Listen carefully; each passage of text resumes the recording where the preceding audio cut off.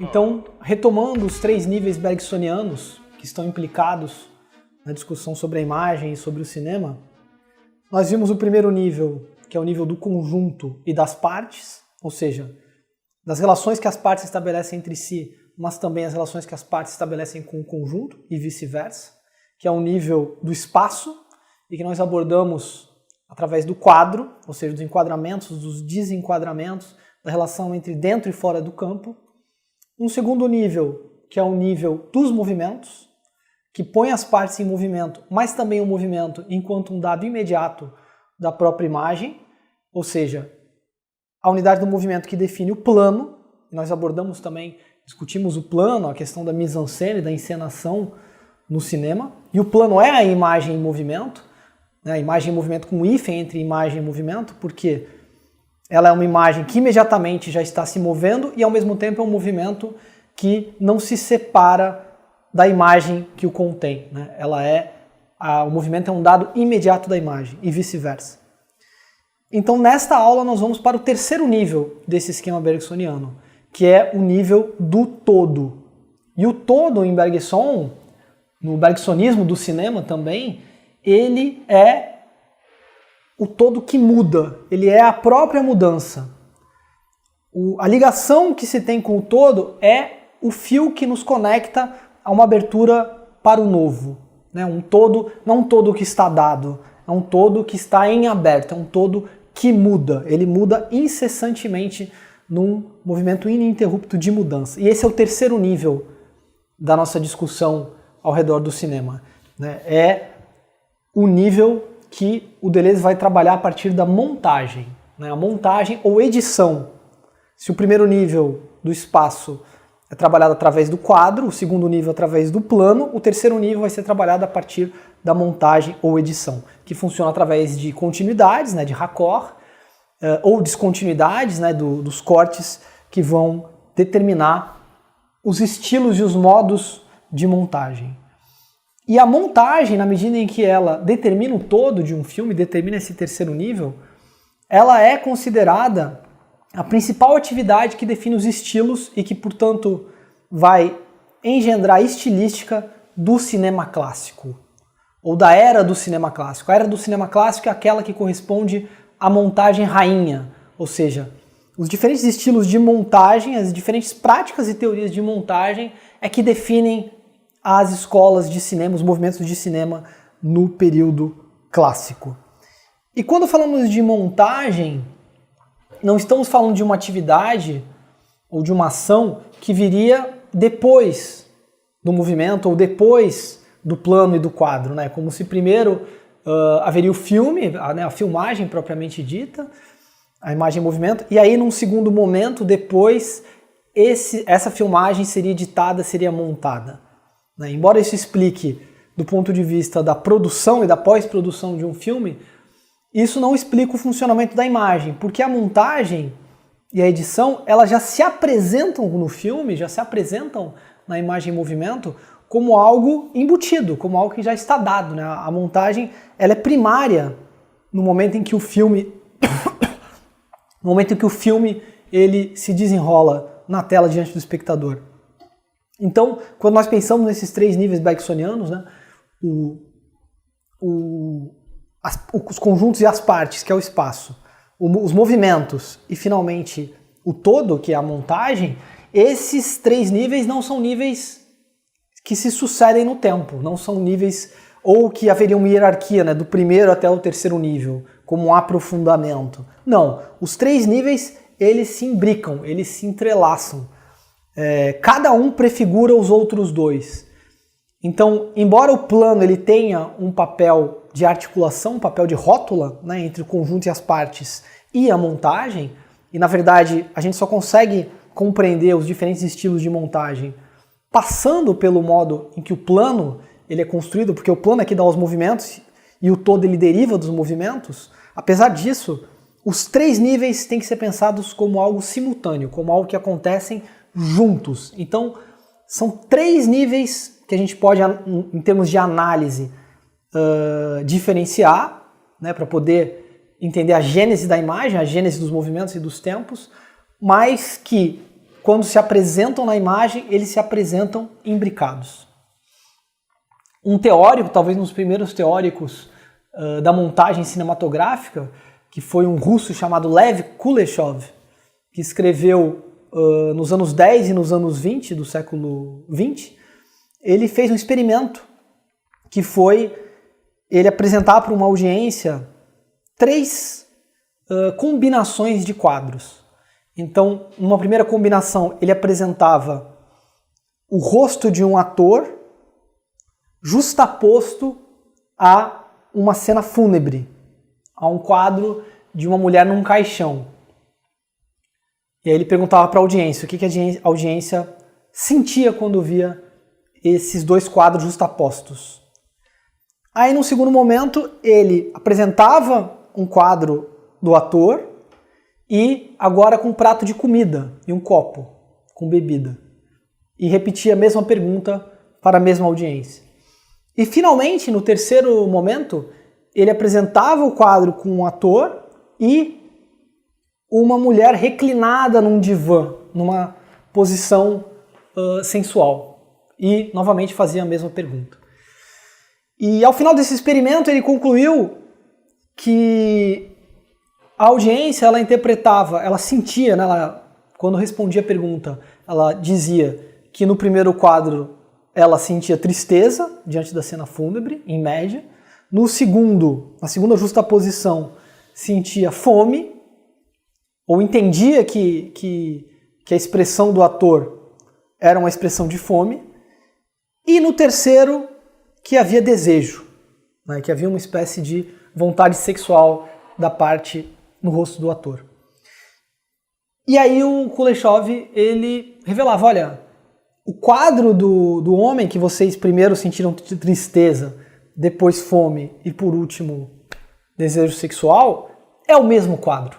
Eu apresentei para vocês exatamente o mesmo fotograma, o mesmo frame do rosto do ator. São 3 fotos iguais, foram justapostas com 3 diferentes cenas, e o fato delas estarem justapostas a uma outra cena influenciou, impactou o efeito do outro quadro. Ou seja, esse é o experimento famoso do Kuleshov que vai dar nome ao efeito Kuleshov, que diz o seguinte: a combinação de 2 quadros, nós poderíamos também pensar em quadros postos em movimento, né? A combinação de 2 planos, ela não é igual à soma das partes. E na medida em que, mesmo que eu apenas justaponho esses planos, sem qualquer pretensão de estabelecer continuidades de uma montagem de raccord, a mera justaposição já é capaz de provocar uma interferência mútua. Na medida em que a nossa consciência, ela se desdobra, ela preenche uma duração qualitativa na qual aqueles quadros estão justapostos, o fato de olhar para um, olhar para o outro, acaba influenciando a minha apreensão do todo.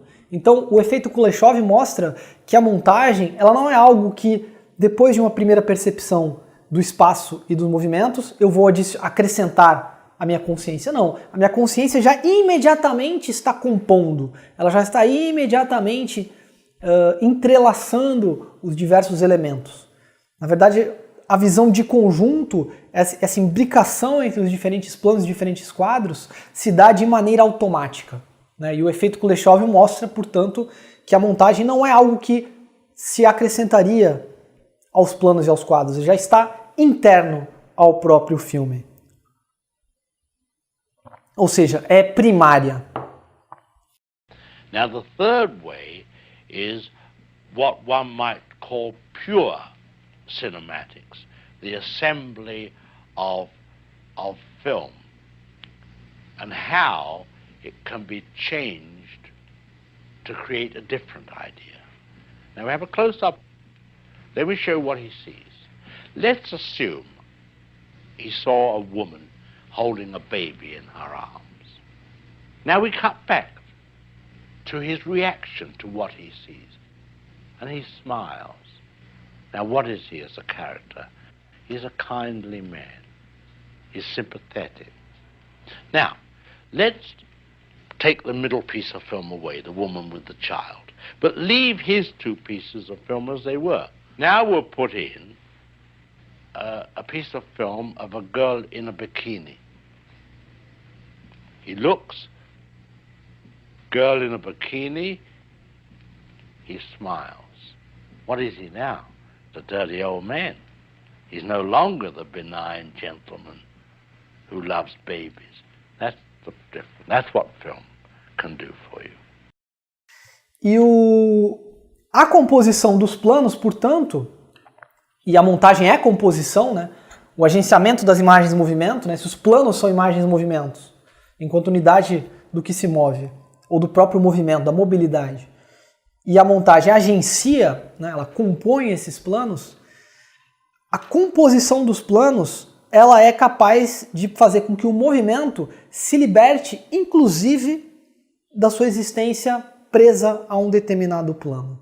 Ou seja, eu posso pensar movimentos que acabam se desterritorializando em relação aos corpos, em relação às coisas, em relação aos próprios espaços e às coisas que estão se movendo. Por quê?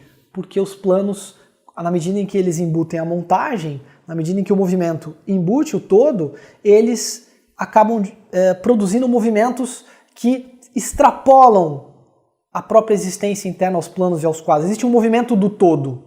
Existe um movimento que é esse todo que muda, que é a própria mudança, que é um movimento virtual, que não é um movimento que precisa estar territorializado em corpos em movimento ou mesmo em movimentos da própria câmera. Eu consigo inclusive extrair a mobilidade dos movimentos de câmera quando eu entro nesse terceiro nível bergsoniano ou cinematográfico, que é o nível da montagem.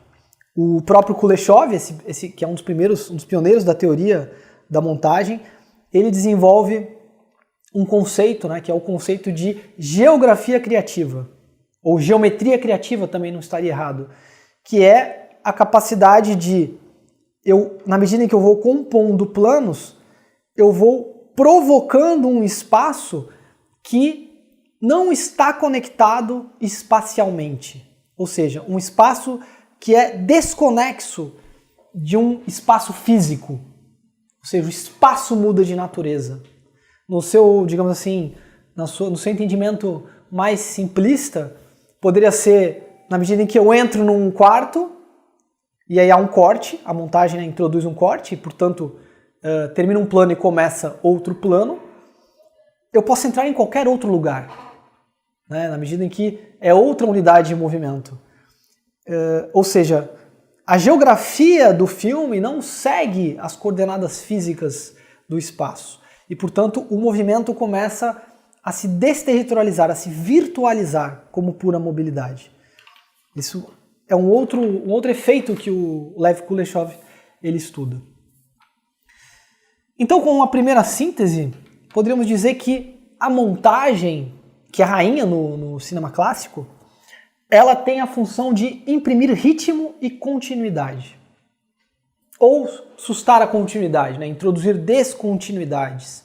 E mesmo falsos raccords, onde a descontinuidade ela é mais radical. Mas de qualquer forma, essa montagem no período clássico, ela ainda está atrelada ao movimento. Ou seja, para que eu possa atingir o terceiro nível do todo, para que eu possa compreender o engendramento do todo que muda, eu ainda preciso ser intermediado pelos movimentos, pelos planos. Ou seja, o que o Deleuze quer dizer com isso?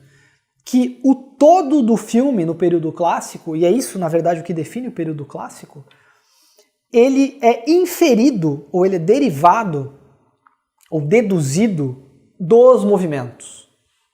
Então, o agenciamento das imagens em movimento, que é a montagem, precisa ser deduzido, precisa ser entendido a partir das próprias imagens em movimento. Então, a imagem do todo, se nós pensarmos esse todo da montagem como algo que se apresenta ao longo do filme, cada filme apresenta um todo, que é justamente o que se passa no filme, o que muda no filme, ele vai ser compreendido através dos movimentos que se compõem nesse todo. Ou seja, a imagem do todo, que também é a imagem do mundo, se pensarmos no mundo como um tempo em aberto, como algo que muda, um mundo que é uma contingência, não um mundo que é determinista, eu só vou ter a representação desse mundo indiretamente. Por quê? Porque eu preciso passar através do movimento. E é por isso que o Deleuze diz que no período clássico, no período em que predomina a imagem em movimento, eu ainda não atinjo a imagem tempo, a imagem hífen tempo. Eu atinjo imagens do tempo.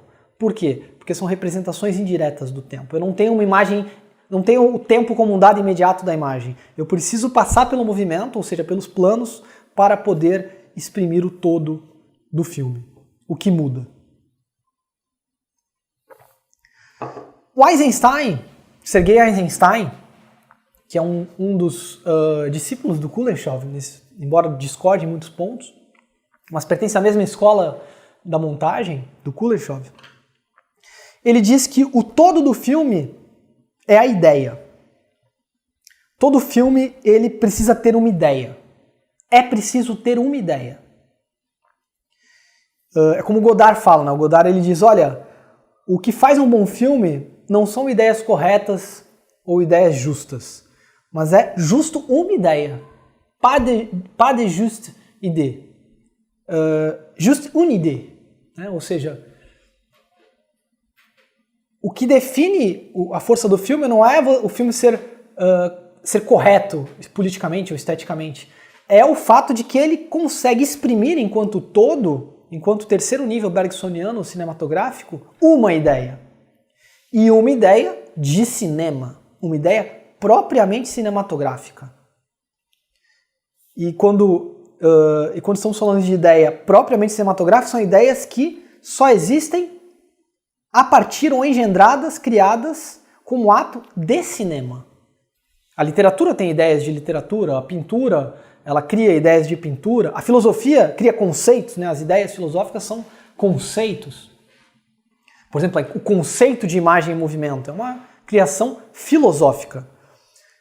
E assim também o cinema, ele propicia a criação de ideias de cinema, ou seja, uma ideia que é interna ao filme, ou interna a uma obra cinematográfica.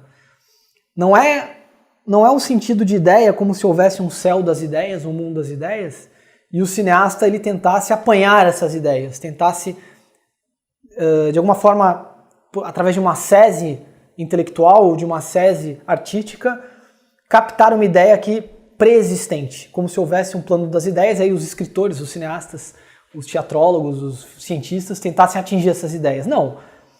Ideia aqui tem um sentido material, que é uma ideia que só existe interna, imanente ao próprio filme ou à própria obra cinematográfica.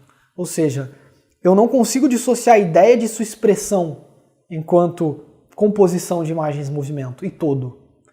A ideia, ela já é imediatamente a sua própria expressão. Não é que primeiro eu teria uma ideia, eureka, tive uma ideia. E aí no segundo momento eu vou filmar essa ideia. Não. É justamente na medida em que eu exprimo que está contida a própria ideia. Se eu não consigo exprimir a ideia, falta a ideia algo que lhe é essencial. E na verdade eu não tenho a ideia. Eu posso ter talvez fragmentos da ideia, mas eu somente terei a ideia, uma ideia, na medida em que eu consigo exprimi-la.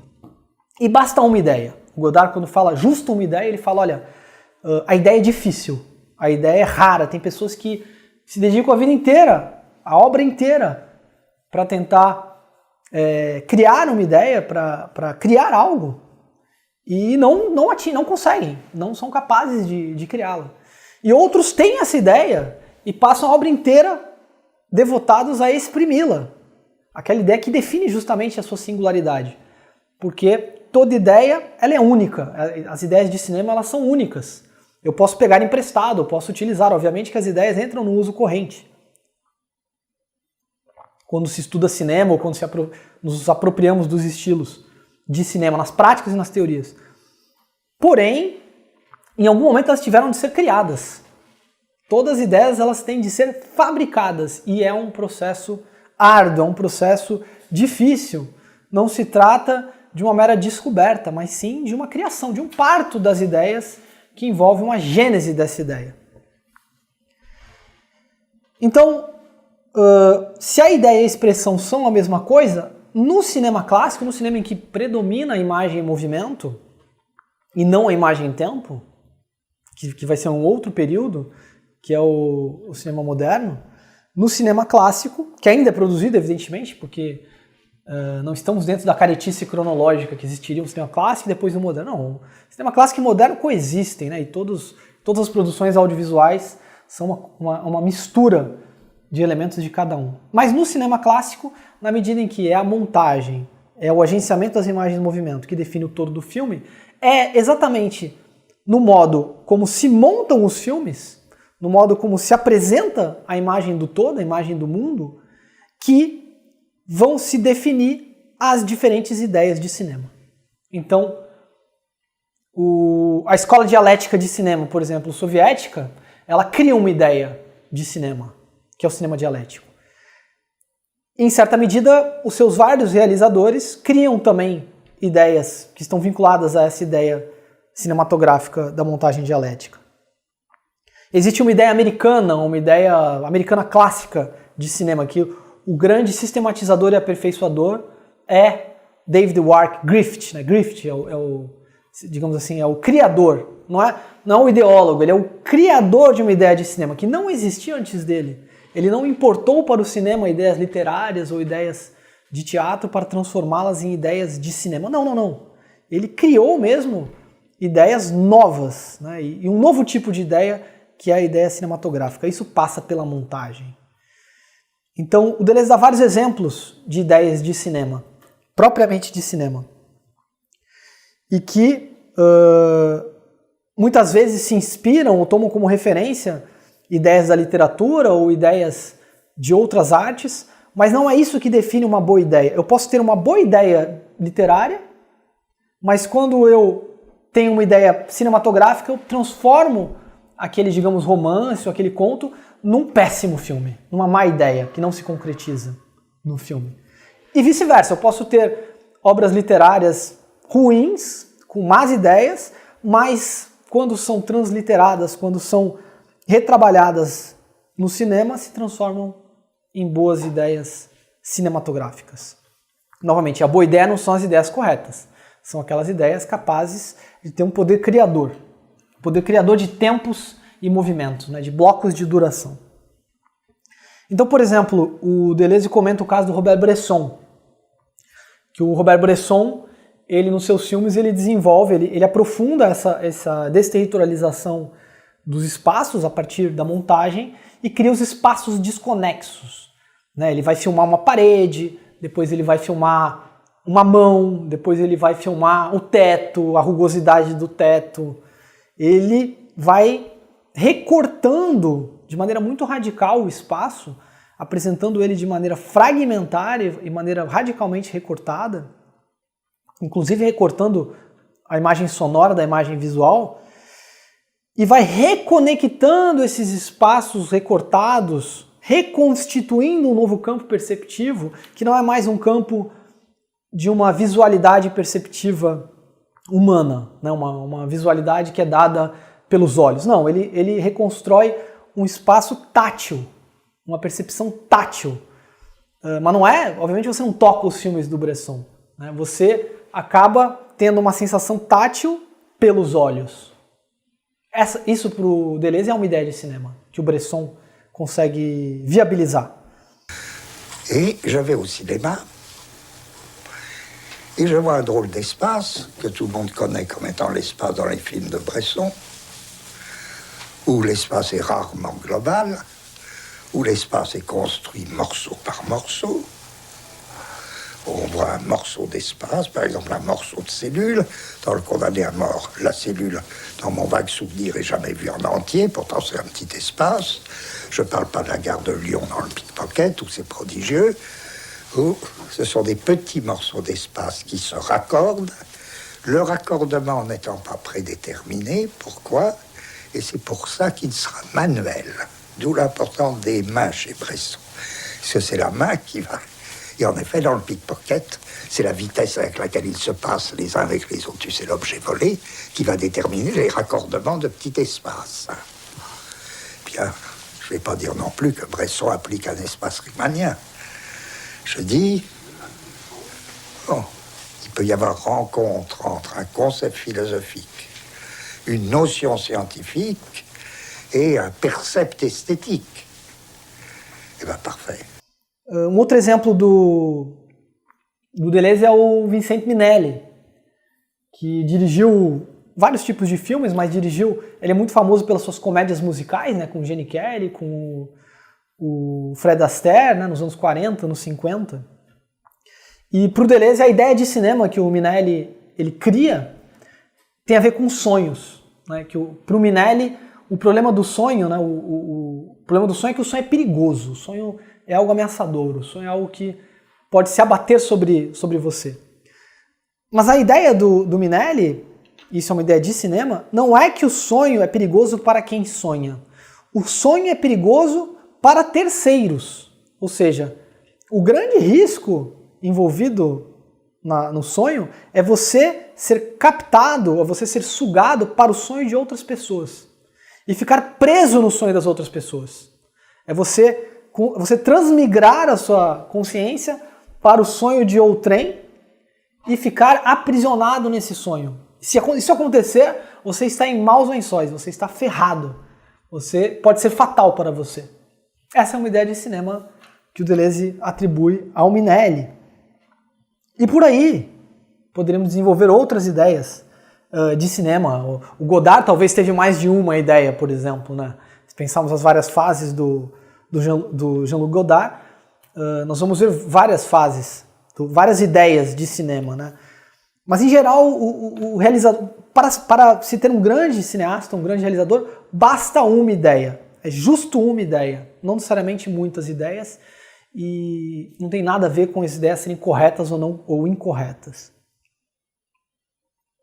Um outro exemplo de ideia de cinema que entra em interferência com uma ideia literária é o cineasta japonês Akira Kurosawa, que o Deleuze vê uma grande afinidade da ideia de cinema do Kurosawa com a ideia de literatura do Dostoiévski. Por quê? Porque o Kurosawa, ele cria uma espera que é a espera do idiota, que está presente também enquanto ideia literária num dos romances, mas também na obra literária do escritor russo do final do século XIX, que é o Fyodor Dostoiévski. Qual é essa ideia de cinema do Kurosawa? São personagens que se lançam numa determinada urgência, digamos, a sua filha foi capturada e vai ser executada. Esses personagens se lançam para resolver esse problema, mas quando eles se lançam nesse problema, algo acontece que desvia ele dessa trajetória. Então, por exemplo, ele sai para resolver esse problema e aí ele se envolve, digamos, com um sequestro no elevador. Há um sequestro no elevador e ele se envolve no sequestro do elevador. E ele começa a se engajar naquilo. Quando ele consegue escapar desse problema, quando ele sai na rua, ele entra no bueiro e cai num labirinto, numa maze, um labirinto dos esgotos, e fica preso e não sabe como sair. E tem um crocodilo atrás dele. Ou seja, e aí nesse processo em que ele é atropelado por outras urgências, ele esquece do seu primeiro desafio, que ele na verdade está atrás da filha, que foi sequestrada. Ele esquece. Ele esquece. E ele vai passando de uma urgência para outra, tendo esquecido qual era a principal urgência. Só qual que é a ideia de cinema do Kurosawa? Quando se apresenta o problema, não sabemos qual é o principal desafio que ele esqueceu. Por isso ele é um idiota. Porque ele nunca consegue viver as urgências dos outros como urgência própria. Porque ele sempre está perquirindo por condições da ação para resolver um problema que não é aquele que está colocado. Então se abate sobre ele uma série de desafios, uma série de duelos, uma série de problemas, mas ele não age. Porque é como se ele desconfiasse das urgências. É como se ele, não, meu problema é outro, mas ele esqueceu. Então ele passa boa parte do filme sendo submetido a estímulos, né, a chamados à ação, a chamados a desempenhar um papel, a lutar, né, a vencer os inimigos, e ele não age. Isso causa uma ansiedade em quem está assistindo e tem a sensação que ele é um idiota, porque ele vai passando por aquilo de maneira quase insensível e você fica, mas faz alguma coisa, ele não faz. Até um momento no filme, assim como nas obras do Dostoiévski, que aquele desafio principal, ele desce no personagem, o personagem se lembra. Dá um estalo no personagem e ele, opa, a minha verdadeira urgência, o meu verdadeiro problema é este. E nesse momento, ele deflagra uma ação violenta. Ele brutalmente se lança para resolver esse problema, como um cão danado, né, nos filmes do Kurosawa. Ou como Dmitry Karamazov, no romance do Dostoiévski. Ele se lança com um ímpeto furioso, de maneira frenética. Por quê? Porque ele, de fato, afastou as urgências menores, os falsos problemas, e mudou a sua percepção, tocando o verdadeiro problema que lhe estava como no fundo da consciência, que ele não conseguia viver. Essa é uma ideia de cinema que o Kurosawa desenvolve. Obviamente que a ideia de cinema do Kurosawa, ela é incompossível, ela não tem nada a ver com a ideia literária do Dostoiévski. Mas eles se encontram. Eles se encontram, as duas ideias, elas acabam se encontrando. Embora exijam meios diferentes, é possível, se percebe aí um devir que toca, tanto um devir cinema do romance dostoiévskiano, quanto um devir literário dos filmes de Kurosawa. Então esses foram 3 exemplos que nós vimos de um todo enquanto ideia, né? Um do Robert Bresson, francês, um do Minelli e um do Kurosawa. Então o todo é a composição, é a montagem, é a edição, é o que define o terceiro nível bergsoniano.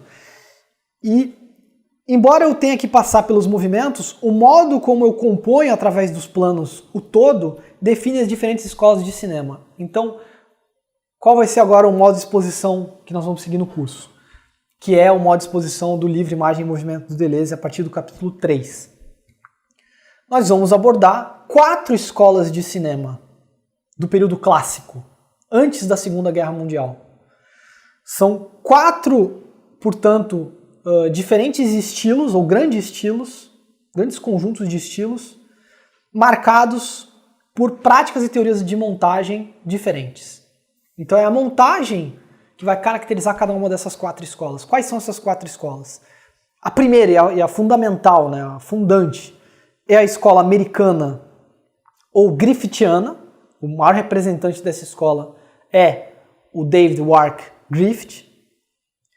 E o marco histórico, os filmes que são marco histórico do Griffith são dos anos 10, que é a montagem orgânica. A segunda escola que vamos abordar é a escola soviética, que são os cineastas pós-revolução de 1917.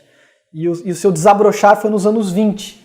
Tem como precursor o Lev Kuleshov, que nós já discutimos, né, no experimento do efeito Kuleshov e no conceito de geografia criativa, mas os seus principais cineastas são o Sergei Eisenstein, que é a figura de proa dessa escola, o Pudovkin, o Dovchenko e o Vertov, Dziga Vertov, que é justamente a montagem dialética, ou orgânico-dialética, que ela não se opõe à montagem orgânica griffithiana, ela aprofunda e supera, né? Tem algumas objeções, mas ela supera. Mas ela parte da montagem americana.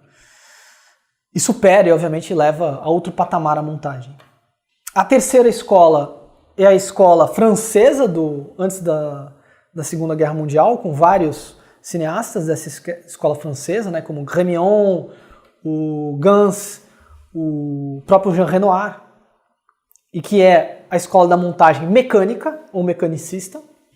E a quarta e última, que é caracterizada pelo expressionismo alemão, é a escola alemã do período clássico, teve seu auge aí nos anos 20 e 30, que é a da montagem inorgânica, ou não orgânica, e que, de fato, é um desvirtuamento dos pressupostos americanos, não é só uma superação, ela vai por outro caminho.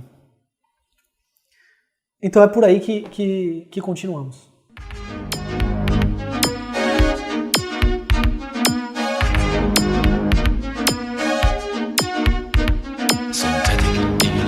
Sounds industrial rhythms all around.